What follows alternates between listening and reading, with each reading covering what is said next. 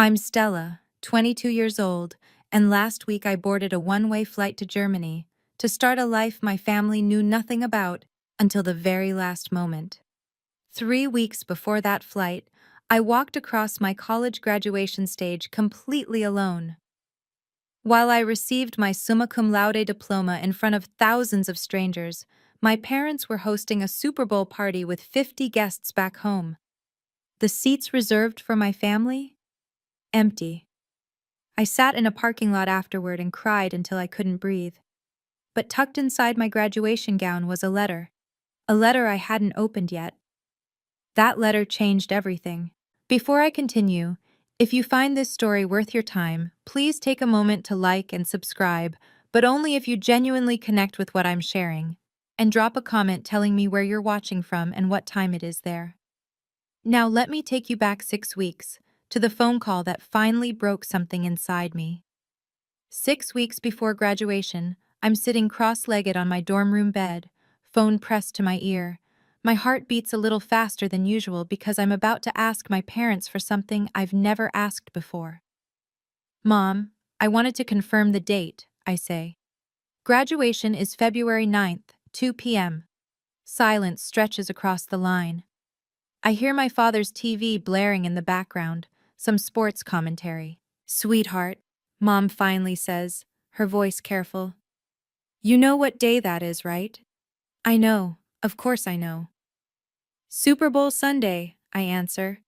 But the ceremony is only 2 hours. The stadium is 40 minutes from home. You could make it back before halftime. More silence.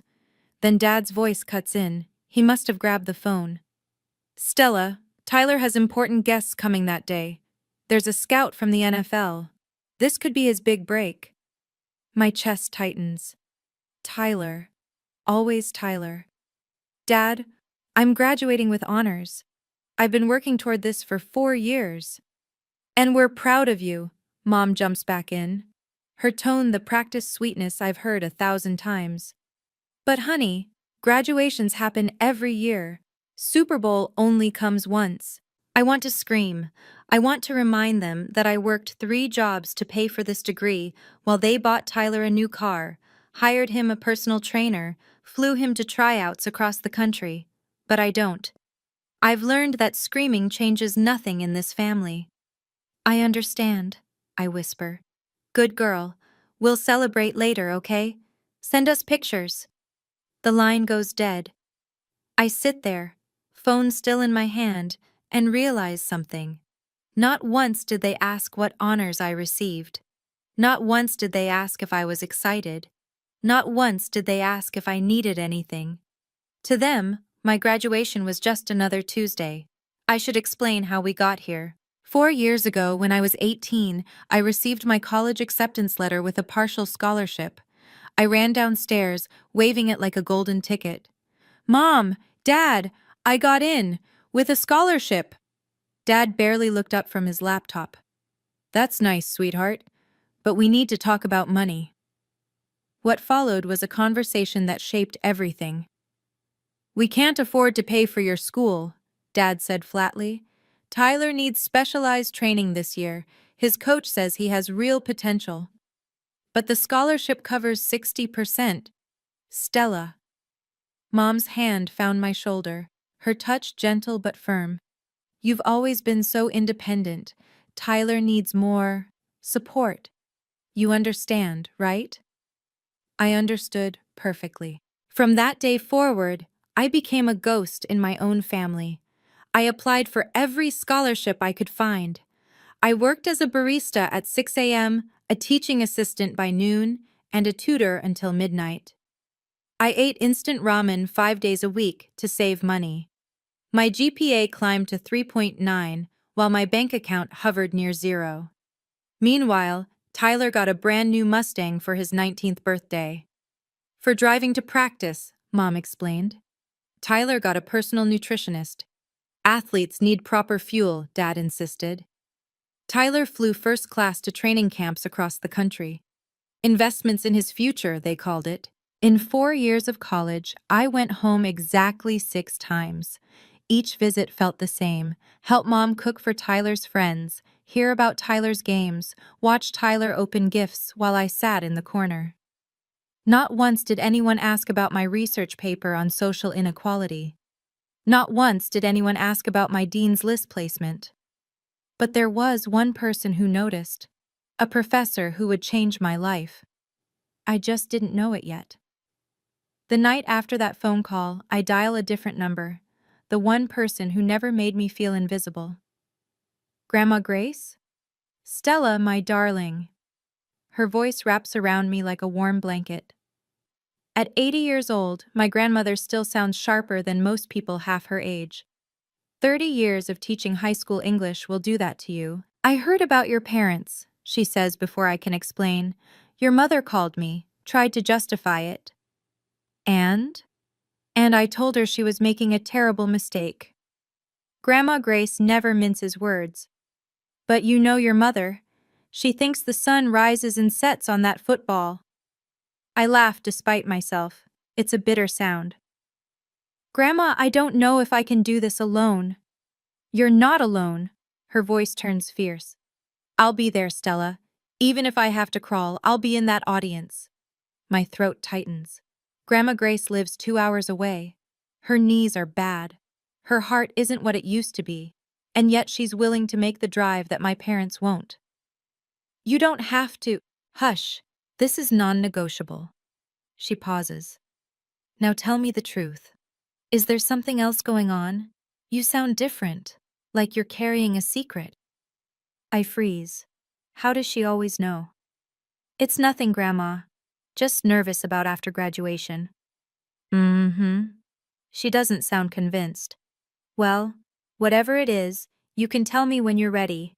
Just remember, you don't need their approval to shine, sweetheart. You never did. After we hang up, I stare at the ceiling. Grandma Grace is right about one thing. I am carrying something. Something I'm not ready to share with anyone. Not yet. 1 week before graduation, I'm called into Dr. Margaret Smith's office. Dr. Smith has been my thesis advisor for 2 years, a sharp-eyed woman in her late 50s who never sugarcoats anything. She's the only professor who ever pushed me to submit my research to academic journals. The only one who treated me like I had something worth saying.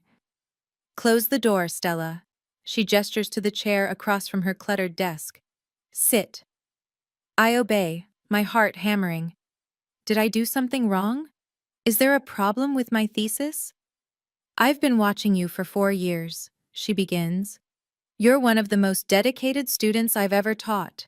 Your thesis on socioeconomic barriers in education? It's exceptional work. Thank you, Dr. Smith, but she holds up a hand. I'm not finished. 8 months ago, I submitted your name for something. A nomination. I didn't tell you because I didn't want to get your hopes up. My pulse quickens. A nomination for what? She reaches into her desk drawer and pulls out a sealed envelope. It's cream-colored, heavy, official-looking. I catch a glimpse of a logo I don't immediately recognize. Results should be in here, she says, sliding it toward me. But don't open it now. Wait until after the ceremony. I want graduation day to be... She pauses, choosing her words carefully. Memorable for you, one way or another. I take the envelope with trembling fingers. It feels impossibly light for something so potentially life-changing. What is this? Dr. Smith smiles, a rare expression on her usually serious face. Let's just say that your hard work may have opened doors bigger than you imagined. Congratulations in advance, Stella. Whatever happens next, you earned it. I tuck the envelope into my graduation gown that night, and I wait. 5 days before graduation, I drive home to pick up some old belongings from my childhood room. The moment I pull into the driveway, I know something is different. There's a massive banner stretched across the garage door. Tyler's future NFL star party, Super Bowl Sunday. I sit in my car for a full minute, just staring at it. Inside, the house buzzes with activity. Mom is on the phone ordering catering. Dad is setting up a second TV in the backyard. Tyler is lounging on the couch, scrolling through his phone like a king surveying his kingdom. Stella, Mom waves distractedly. I didn't know you were coming. Just grabbing some stuff. I keep my voice neutral.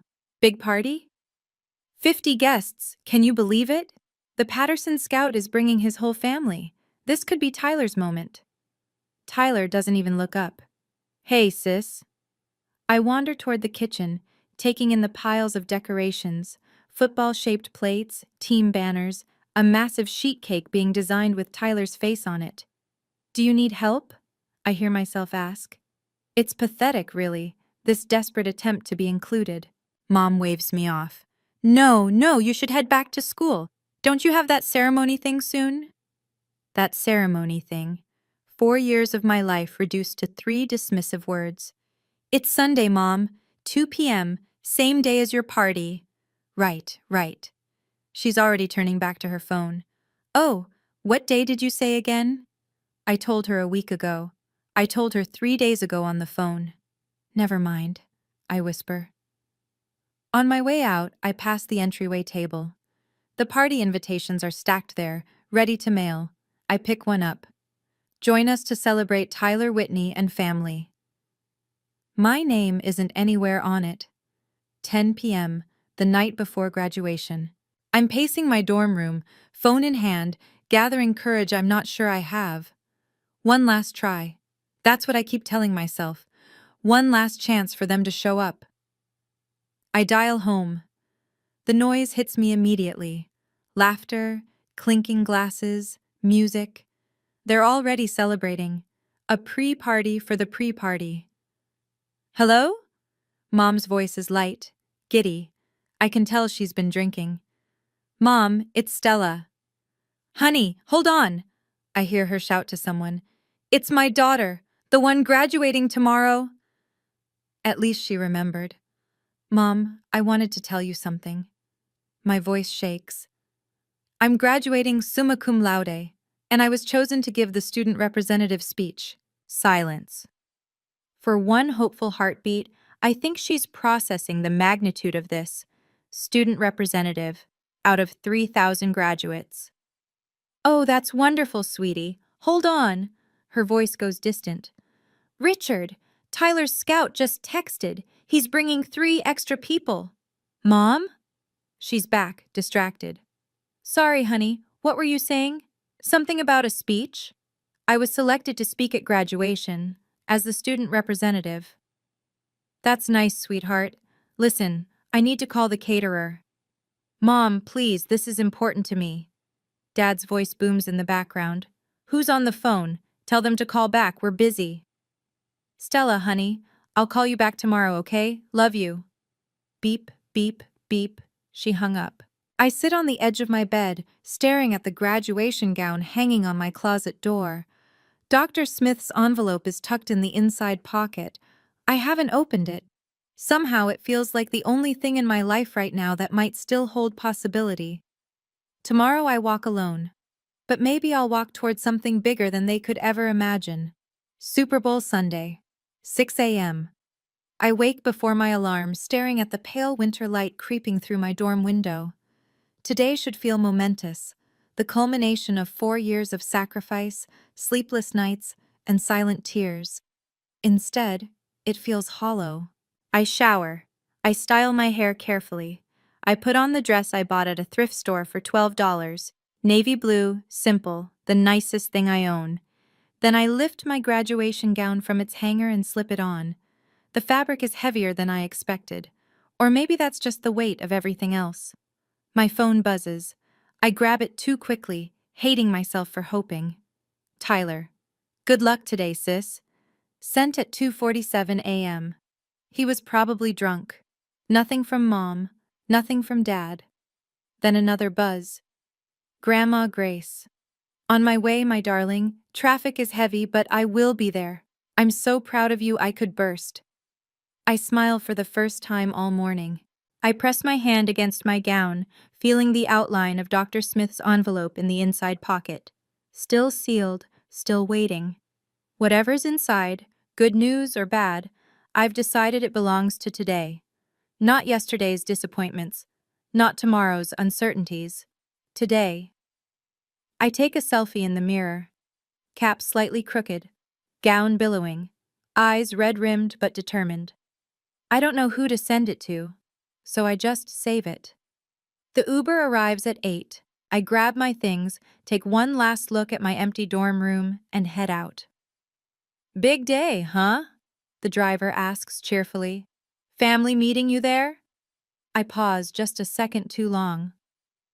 They're taking a different route. He doesn't push further.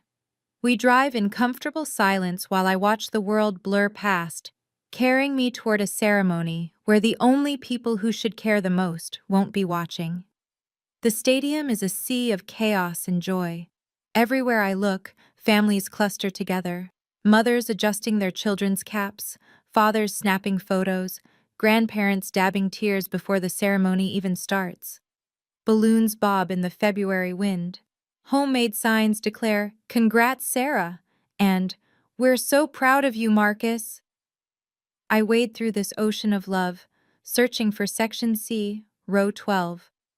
The family seating section has a small placard with my name, Stella Whitney, seats 4 to 7. 4 seats. I reserved 4 seats out of desperate hope. All 4 are empty. No, wait, not entirely. On seat 4, there's a familiar knitted scarf, faded purple wool, handmade with tiny mistakes in the stitching that Grandma Grace always laughed about. She was here. She reserved the seats. My phone vibrates. Grandma Grace, sweetheart, there's been a terrible accident on the highway. Ambulances everywhere. I'm stuck in traffic that isn't moving. I'm so sorry. I'm trying everything. Please don't wait for me. My fingers hover over the screen. I type back, "It's okay, Grandma. I love you. Don't stress." But it's not okay. I turn away from the empty seats and walk toward the graduate assembly area.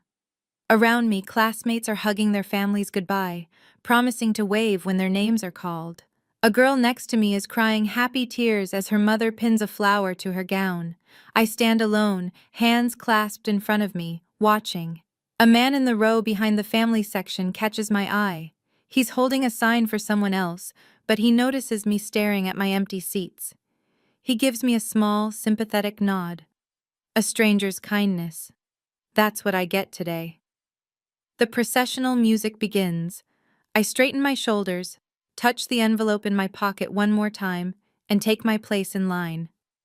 Time to walk alone. The ceremony opens with a swell of music, and 3,000 graduates begin the slow processional march into the stadium. I'm somewhere in the middle of the W surnames, shuffling forward with my peers, while flashbulbs pop from the stands like fireflies. The announcer's voice booms through the speakers, welcoming families, acknowledging distinguished guests, celebrating 4 years of hard work. I keep my eyes forward. Don't look at the family section, don't count the empty seats. But I can't help it. As we settle into our rows, I glance toward Section C. 4 empty seats. Grandma's scarf still draped across one, a lonely splash of purple in a sea of cheering families. My phone buzzes against my thigh. I shouldn't check it. We were told to silence our devices, but I can't resist. It's an Instagram notification. Tyler posted a new story. Against my better judgment, I tap it open. The video fills my screen. My parents' backyard transformed into a Super Bowl paradise, streamers in team colors, a massive grill sizzling with burgers, Dad standing at the center, beer in hand, grinning at the camera. "Pre-game party is lit!" Tyler's voice narrates. "Let's go, Chiefs! Best Super Bowl party in Texas right here."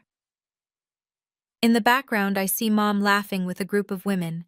She's wearing a team jersey and holding a plate of wings. She looks happier than I've seen her in years. I close Instagram. My hands are shaking. The girl next to me notices. "You okay?" "Fine." I force a smile.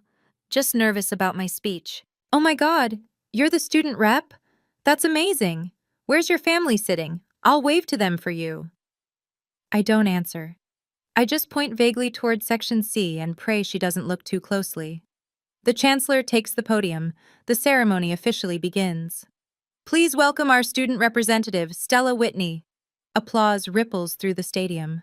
I stand on legs that feel like jelly, smooth down my gown, and begin the longest walk of my life. The podium looms ahead, massive and intimidating. 3,000 graduates, 10,000 audience members, and somewhere in Section C, 4 empty seats.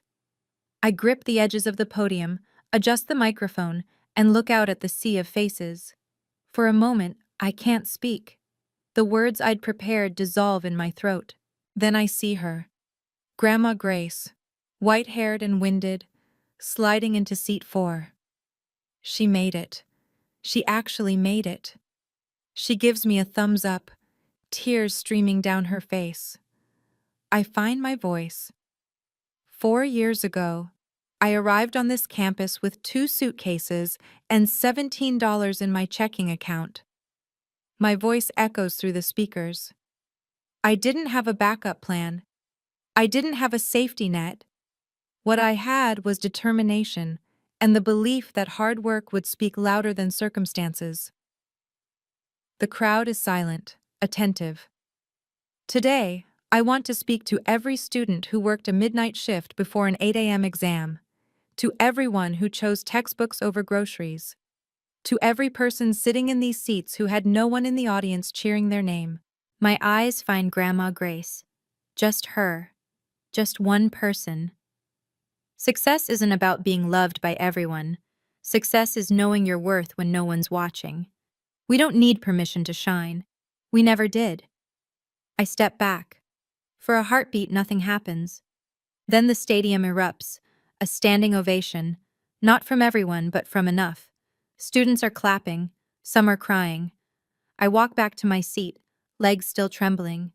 Grandma Grace is on her feet, applauding so hard, I worry about her heart. One person. That's all it takes to feel seen. The names roll on alphabetically, an endless river of achievement. Johnson, Martinez, Nguyen, Thompson, each name punctuated by screams from the stands, by air horns and cowbells, and the joyful chaos of families celebrating. Then, Stella Whitney, summa cum laude, Phi Beta Kappa, departmental honors in sociology. I rise. The walk to the stage feels both endless and instantaneous. The chancellor shakes my hand, presses the diploma into my palm. Cameras flash. I turn to face the audience, to wave at whoever might be watching. Section C. Row 12. Grandma Grace is there, standing despite her bad knees, waving both arms like she's directing air traffic. Just her. Only her. But then, movement behind her. The man I noticed earlier, the stranger with the sign for someone else, he's standing too. He's clapping. He must have seen my empty seats. He must have understood. A small gesture from a stranger. It breaks something open in my chest.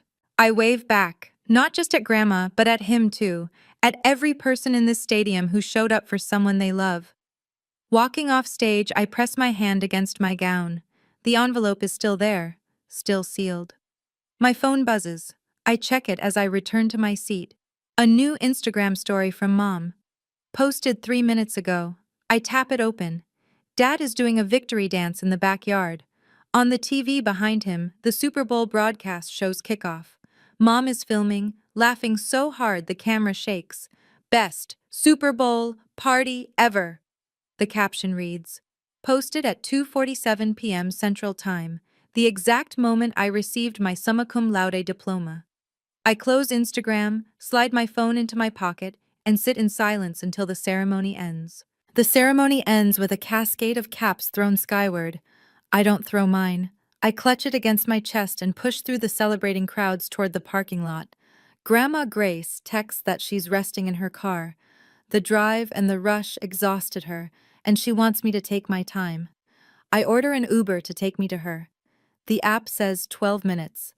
12 minutes to stand alone in a parking lot while families stream past, arms full of flowers and balloons, voices bright with pride. I find a bench near the edge of the lot and sit down. Around me, the world celebrates. A father lifts his daughter onto his shoulders. A mother pins a corsage onto her son's gown. Two grandparents unfurl a banner. Our little girl is a doctor now. The tears come without warning. Not gentle tears. Not dignified tears.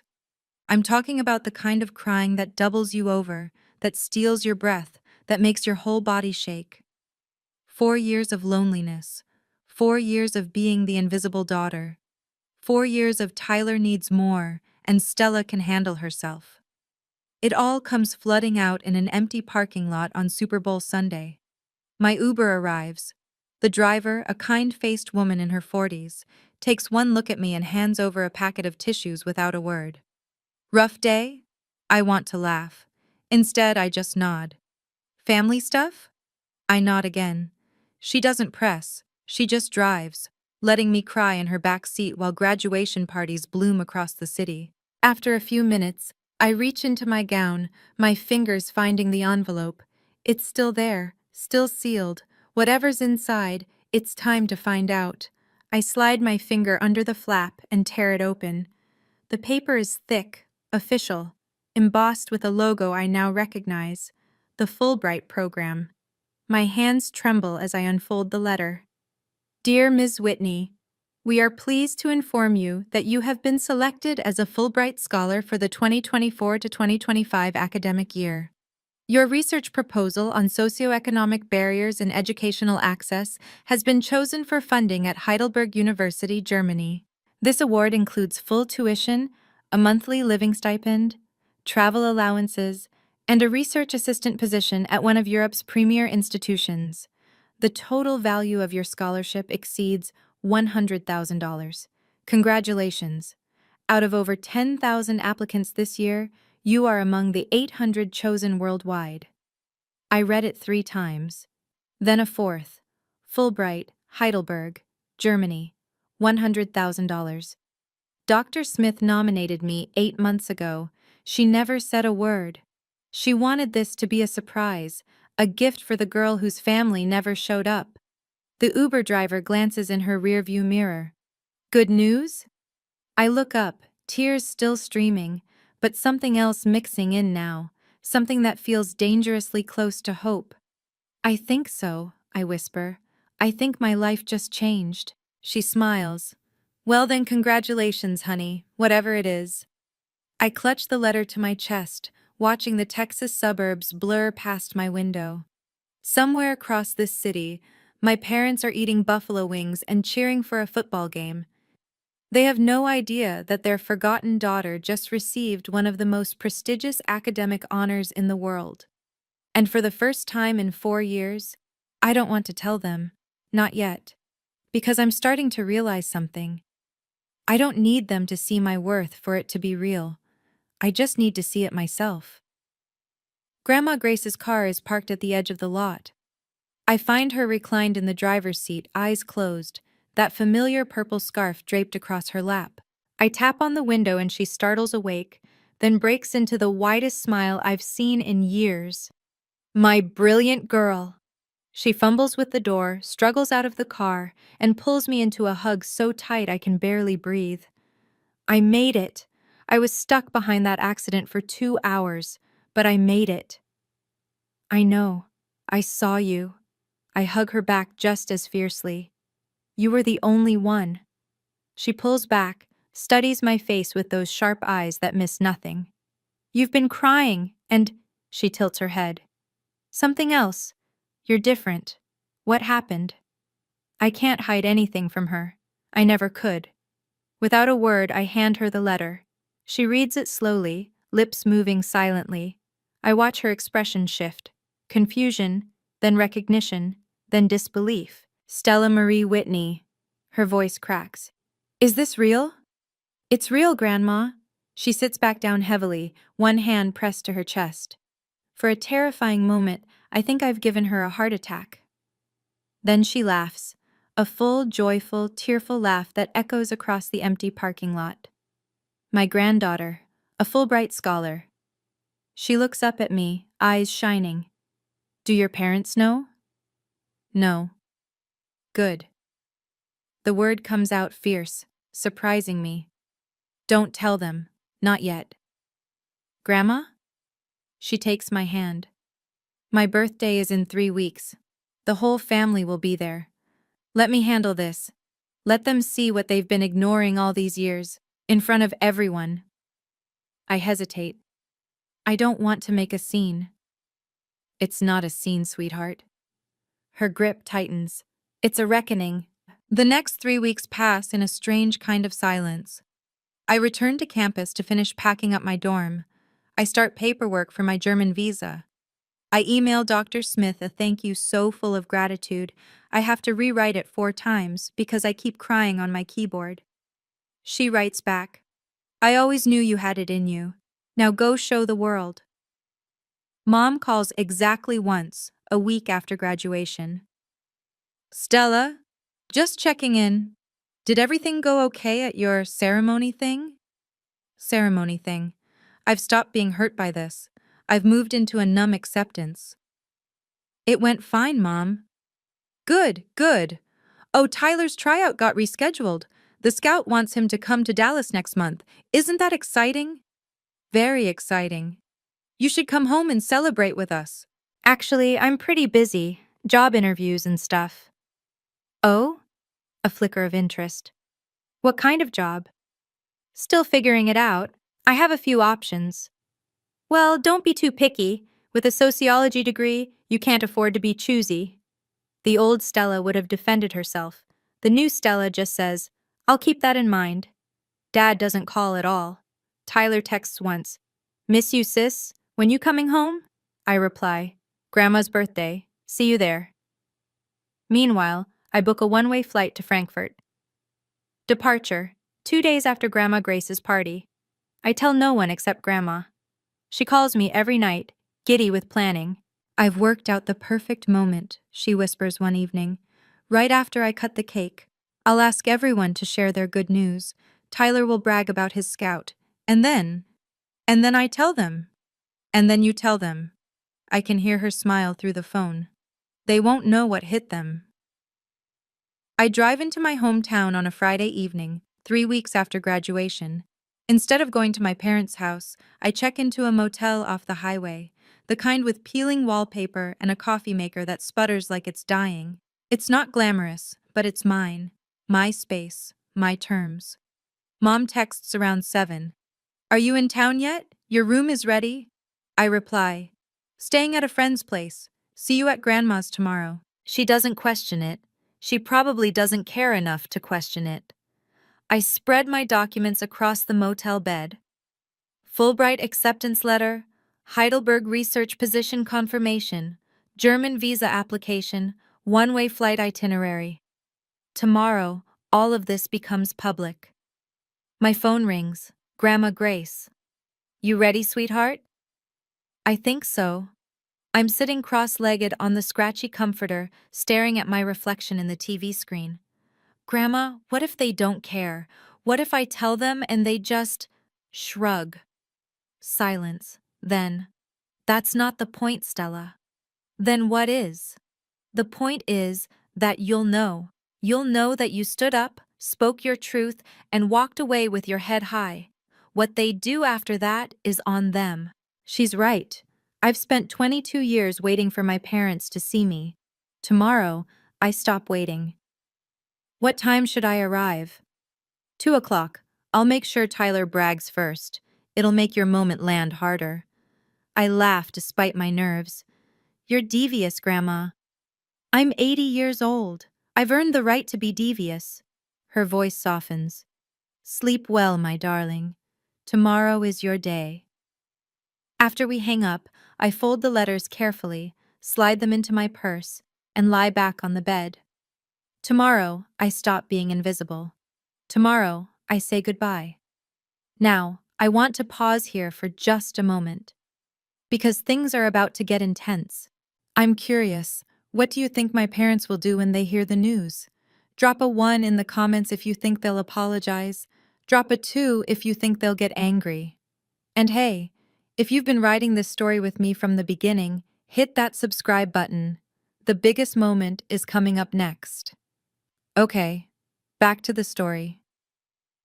Grandma Grace's house sits at the end of a quiet street. A modest craftsman with a wraparound porch and gardens, she refuses to let anyone else tend. Today, cars line the driveway and spill onto the lawn. At least 30 people are here. Aunts, uncles, cousins I haven't seen in years, old friends of Grandma's from her teaching days. I park down the street and take a moment to collect myself. My purse holds everything: the Fulbright letter, the Heidelberg confirmation, the flight itinerary. Weapons of truth wrapped in official letterhead. The moment I walk through the door, the family chaos swallows me whole. Stella, look at you all grown up.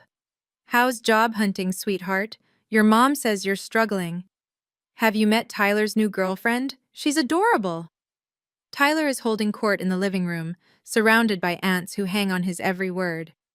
He's wearing an NFL team jersey, of course he is, and gesturing expansively as he tells some story about his latest tryout. The scout said I've got real potential, he's saying. Could be looking at a practice squad spot by next season. Dad stands behind him, chest puffed with pride. That's my boy. Future star right there. I slip past, unnoticed, heading for the kitchen where Grandma is directing traffic like a general commanding troops.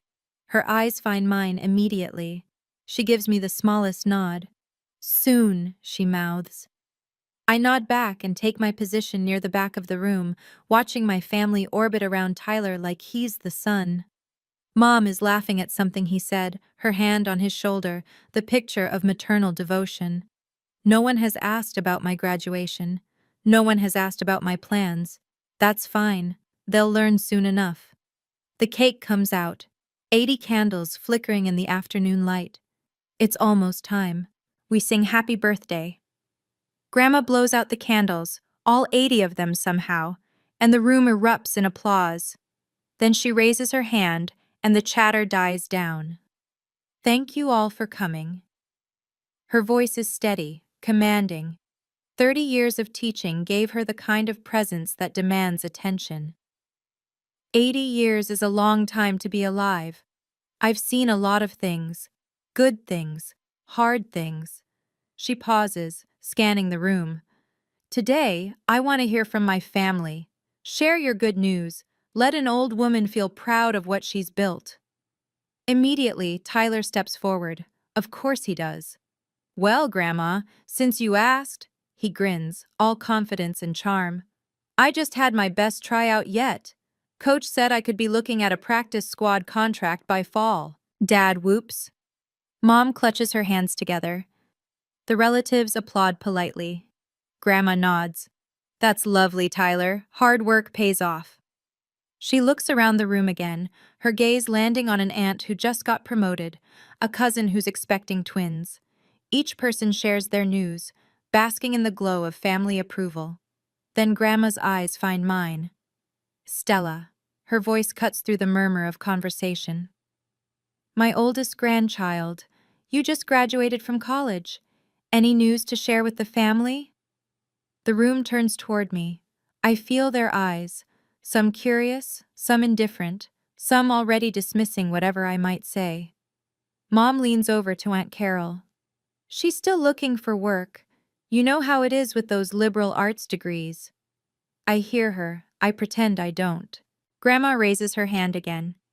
Let Stella speak for herself, Donna.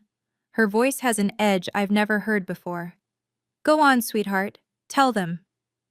I reach into my purse and pull out the letter. I step forward, the letter steady in my hands. I do have news. My voice doesn't shake.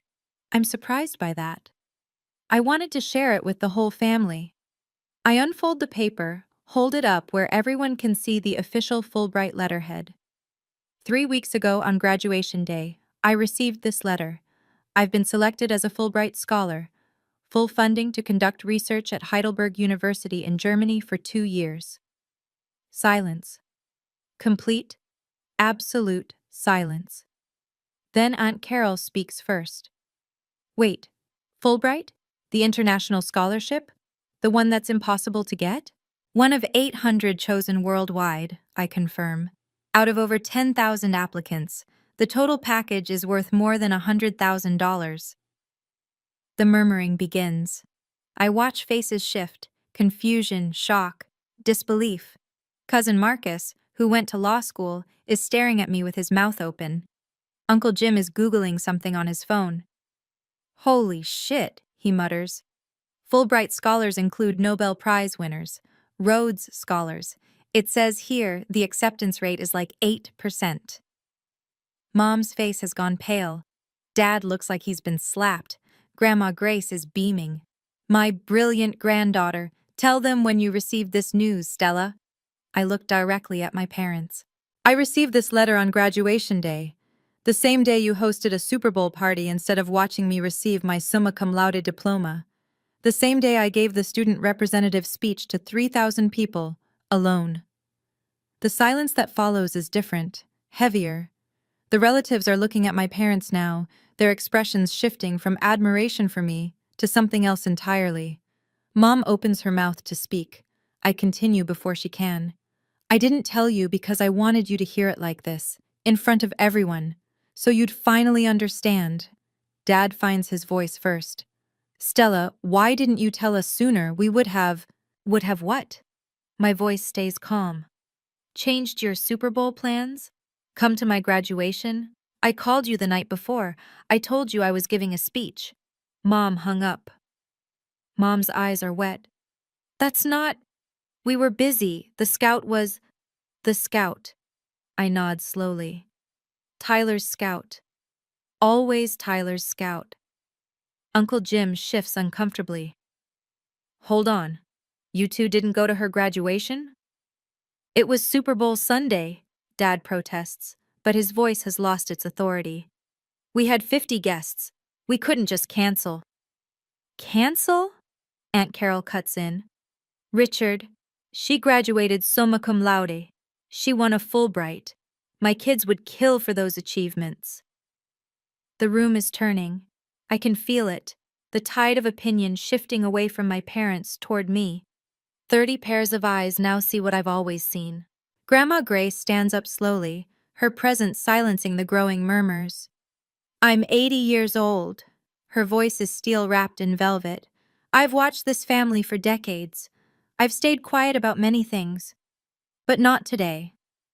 She looks at Mom, her own daughter, with an expression I've never seen before. Donna, you chose a football game over your daughter's greatest achievement. Richard, you've poured everything into Tyler while Stella worked 3 jobs to pay for her own education. She shakes her head. I raised you better than this. Mom is sobbing now. Mama, we didn't know. You didn't ask. Grandma's words land like hammers. That's the problem. You never asked. And now she's leaving, because you don't deserve to keep her here. The room goes completely still. I take a breath. There's one more thing they need to hear. Mom rises from her chair, mascara streaking down her face. Stella, you have to understand. We never meant to hurt you. We just thought you were always so capable. Capable. I let the word hang in the air. Yes, I was capable because I had no other choice. You made sure of that. We love you both equally, Dad insists, but even he seems to hear how hollow it sounds. Tyler just needed more support. Did he? I tilt my head. Let me remind you of something, Dad. In 4 years of college, you bought Tyler a car, paid for a personal trainer, flew him first class to tryouts. You know what you gave me? A phone call once a month, if I was lucky, asking when I'd get a real job. Aunt Carol is whispering to Uncle Jim. Cousin Marcus won't meet my parents' eyes. You never asked my GPA. I'm not shouting, I don't need to. You never asked about my thesis. You didn't know I was nominated for Fulbright because you never asked about my life at all. Dad stands. Now wait just a minute. Richard. Grandma's voice cuts through. Sit down. Let her finish. He sits. I've never seen my father take orders from anyone, but right now, in front of everyone he's ever tried to impress, he has no choice. Mom tries a different approach. Stella, we can fix this. We can do better. You don't have to go to Germany. Stay here. Let us make it up to you. That's not how this works, Mom. I keep my voice gentle but firm. I'm not punishing you. I'm making a choice. For the first time in my life, I'm choosing myself. The words settle over the room like a verdict. Mom collapses back into her chair, shoulders shaking. Wait. Tyler's voice cuts through the tension. Everyone turns to look at him. The golden child, the favorite son. He's standing now, his face pale beneath his athletic tan. For once, he doesn't look confident. He looks lost. Stella. He takes a step toward me. I didn't know. I swear I didn't know it was this bad. I know you didn't, Tyler. But I should have. He runs a hand through his hair, agitated. I should have asked. I should have noticed. I was so caught up in my own stuff that I assumed you were fine, that you didn't need anything. Because that's what they told you, I say quietly. That's what they told everyone. He turns to our parents, and for the first time in my memory, there's anger in his voice. Is this true? Did you really skip her graduation? While I was in the backyard playing beer pong? Mom doesn't answer. Dad stares at the floor. Jesus, Tyler laughs, but it's not funny. I've been walking around thinking I was the big success story. Practice squad potential. He gestures at me. She won a Fulbright, out of 10,000 people. And we were grilling burgers. Tyler, honey, it's complicated, Mom starts. No, it's not. He shakes his head. It's really not complicated at all. We dropped the ball. All of us. He looks at me. Sis, I'm sorry. I'm not apologizing for Mom and Dad. They need to do that themselves. But I'm sorry I never paid attention. I want to be angry at him. Part of me still is. But there's genuine regret in his eyes, and I recognize it for what it is, the first crack in the wall. Thank you, Tyler, I say. That means something. It doesn't fix everything, but it's a start. I reach into my purse one more time.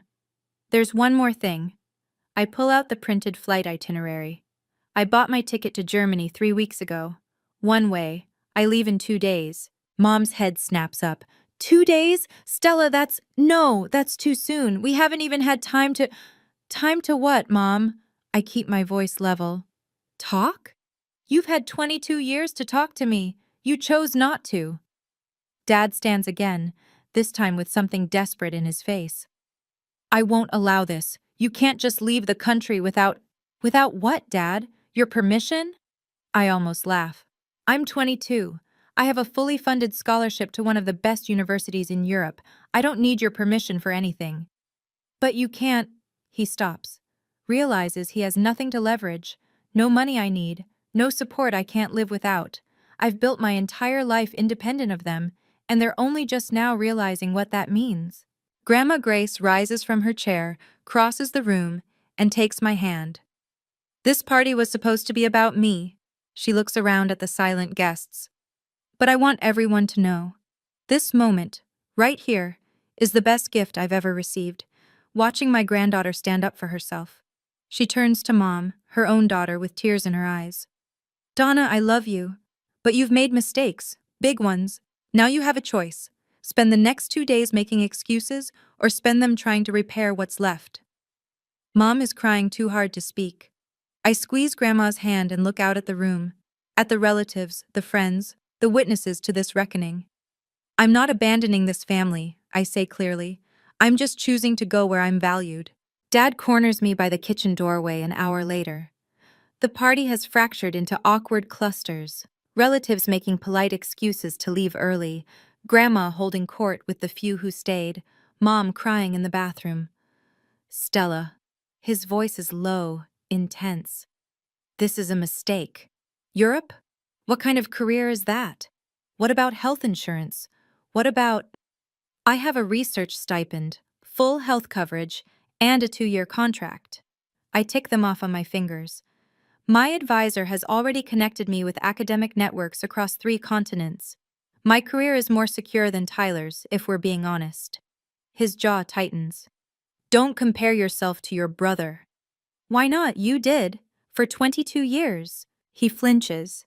I've never spoken to him like this. Neither of us knows quite what to do with it. If you do this, he says slowly. If you leave like this. Like what, Dad? With my head held high? With my achievements finally on the table? I mean, he struggles for words. If you leave angry, it'll damage this family. Is that what you want? I take a deep breath. This is the hardest part. Staying calm when every cell in my body wants to scream. I'm not angry, Dad. I'm done. There's a difference. Done? Done waiting for you to see me. Done hoping you'll change. Done making myself smaller so Tyler can feel bigger. I meet his eyes. I wish you well. I really do. But I can't keep putting my life on hold for a family that never made room for me. He opens his mouth to respond. Mouth too. I walk past him, through the kitchen, out the back door into Grandma's garden. The azaleas are blooming. The sun is setting. Somewhere inside, I hear my mother sobbing. I feel strangely at peace. Grandma finds me in the garden as the last guests filter out. She settles onto the bench beside me with a small grunt. Her knees aren't what they used to be. For a long moment, we sit in silence, watching fireflies begin their evening dance. How do you feel? She finally asks. Lighter. I'm surprised to realize it's true. Like I've been carrying a weight I didn't know I had. She nods. I've been carrying one too, the weight of staying silent. She reaches over and takes my hand. I should have said something years ago. I watched them neglect you, and I made excuses.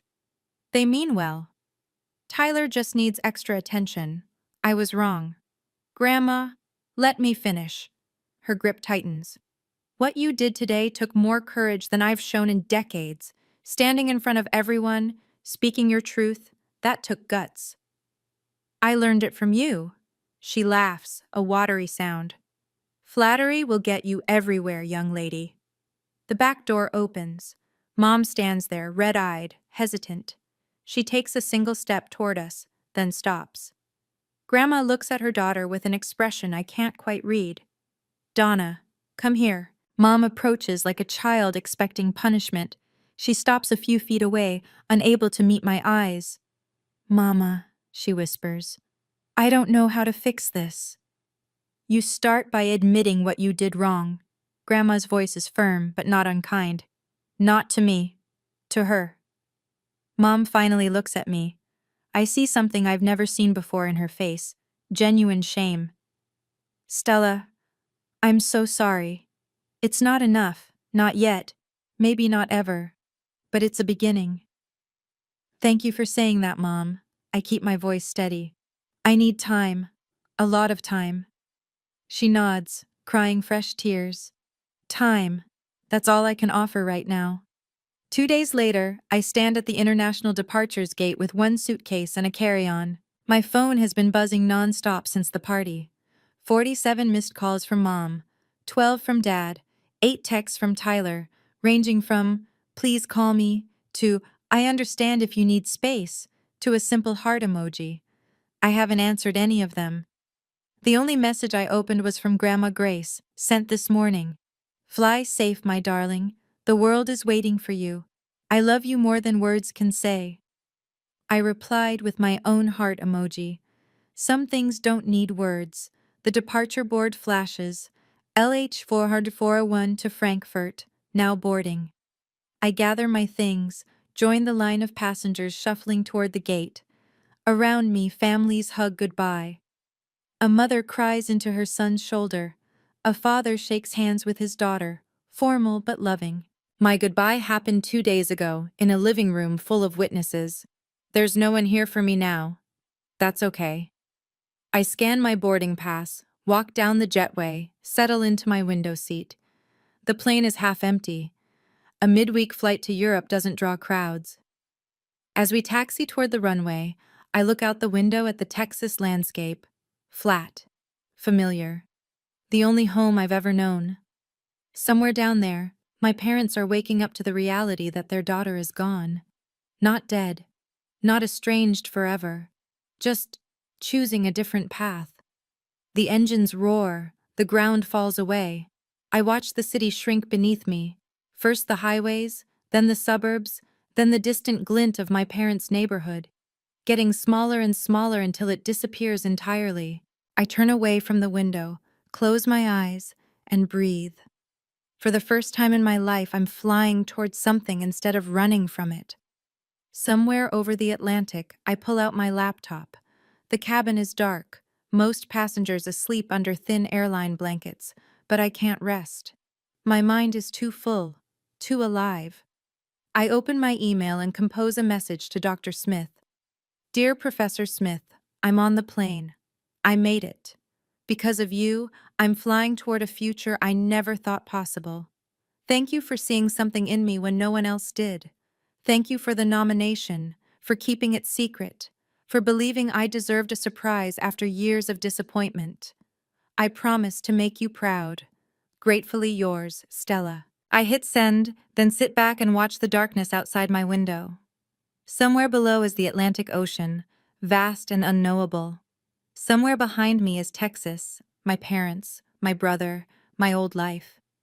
And somewhere ahead is Germany, Heidelberg, a research position, a new beginning.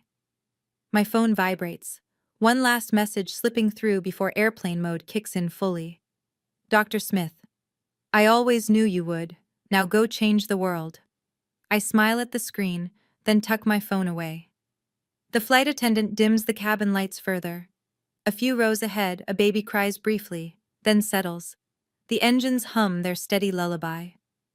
I think about my parents, about Mom's tears, Dad's confusion, Tyler's unexpected apology.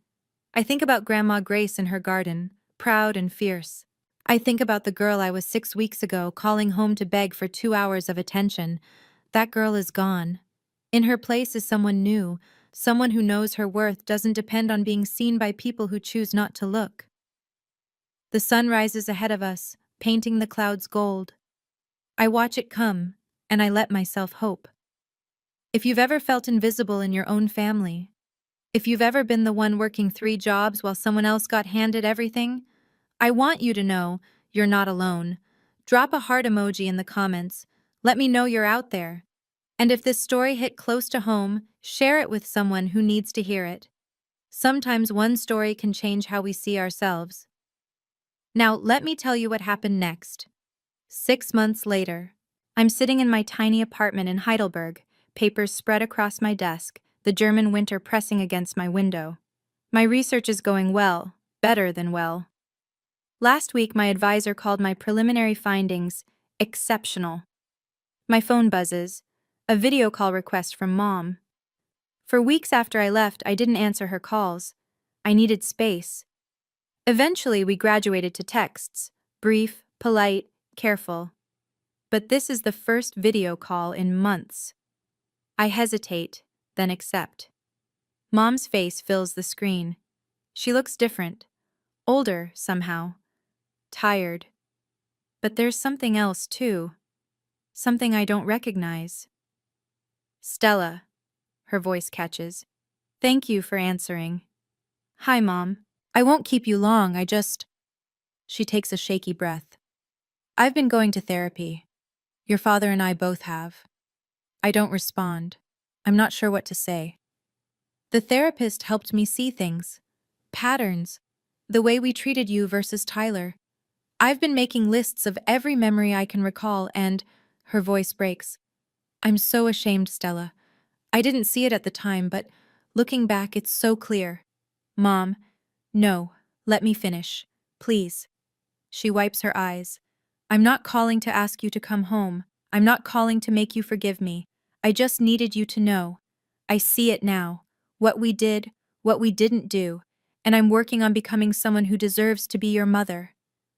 The words hang between us, spanning an ocean. Thank you for telling me that, Mom. Are you happy there? I look around my small apartment. My books, my research, my new life. I'm getting there. Good. She nods, tears streaming. That's all I wanted to hear. 1 year after graduation, I'm standing at a podium in Berlin, presenting my research to an international conference. 300 academics fill the auditorium, professors from Harvard, Oxford, Tokyo, Sao Paulo. They're here to hear about my work on educational inequality. My work. Mine. When I finish, the applause is thunderous. A professor from Columbia approaches afterward, business card in hand. Ms. Whitney, your research is groundbreaking. Have you considered doctoral programs in the States? I smile. I'm keeping my options open. Later that night, I video call Grandma Grace. Her face lights up the screen, 81 years old and still sharp as a tack. How was it, my darling? They loved it, Grandma. I got 3 job offers and a PhD invitation. She claps her hands together. That's my girl! Oh, I wish I could have been there. Me too. Your mother called me yesterday, she says carefully. Asked how you were doing. I know. We talk sometimes now. Not often, but sometimes. And your father? That's harder. I pause. He actually apologized last month. It was awkward and stiff, and he clearly didn't know what to say. But he tried. That's something. It's something, I agree. And Tyler? He didn't make the NFL. I say it without judgment. He's working as a coach at a high school now. We text memes to each other sometimes. It's weird, but nice. Grandma nods slowly. Families are complicated. They are. But you, she points at the screen. You, my darling, are thriving. You took everything they threw at you and turned it into wings. I smile, tears pricking my eyes. I learned from the best, Grandma. Nonsense, she winks. You learned from yourself. I just handed you the match. You're the one who lit the fire. You know, looking back on everything, I finally understand my parents in a way I couldn't before. Dad, Richard, he grew up with dreams of NFL glory that ended with a blown knee in high school. Tyler wasn't just his son. Tyler was his second chance, his do-over, his proof that his dreams weren't dead. He poured everything into that because he couldn't face the alternative, that sometimes dreams just die. Mom, Donna, grew up poor, like government cheese poor. Every decision she made was filtered through one question: will this keep us financially safe? Tyler represented security, a future NFL salary, a ticket out of the fear she'd carried since childhood. Neither of them meant to hurt me. They just didn't see me. Because seeing me would have meant questioning everything they believed about success and safety. And me? My weakness was obvious. I wanted their approval so badly that I kept showing up to a table where there was never a seat for me. I made myself smaller, quieter, easier to ignore, hoping that someday they'd notice. They didn't. Not until I stopped hoping. Here's what I've learned. You cannot wait for people to see your worth. You have to see it yourself. And sometimes, the kindest thing you can do, for yourself and for them, is to walk away. Boundaries aren't walls, they're doors. They let you decide who gets access to your life. If this story resonated with you, I'd love to hear your thoughts. Have you ever had to set boundaries with family? Have you ever felt invisible to the people who were supposed to love you most? Drop a comment below. I read every single one. And if you want more stories like this, click the link in the description.